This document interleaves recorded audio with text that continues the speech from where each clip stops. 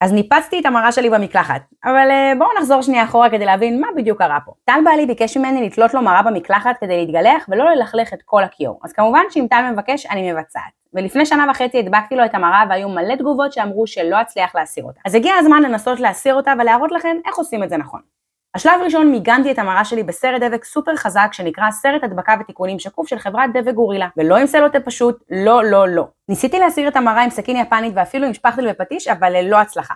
אז אין ברירה אלא להוציא את התותחים הכבדים. השתמשתי ביותר מדי דבק וגם שמתי נקודות ממנו באמצע איפה שממש קשה להגיע. וברגע שניפסתי את המראה הייתה לה הרבה יותר גמישות ויכולתי להסיר אותה בקלות. סרט ההדבקה החזק של גורילה הגן על כל השברים של המראה והיא ירדה בחתיכה אחת בלי לסכן אותי. השתמשתי ב-WD-40 האגדי כדי להסיר את כל השאריות, ובסטוריה אני מרחיבה לכם על מגוון השימושים האדיר שיש לסרט תיקונים השקוף הזה להציע. והקרמיקה שלי חזרה להיות בדיוק כמו שהיא הייתה לפני ההדבקה. בסרטון הבא אני אראה לכם איך מדביקים מראה חדשה בצורה נכונה שתהיה קלה להסרה. אז תעקבו שלא תפספסו.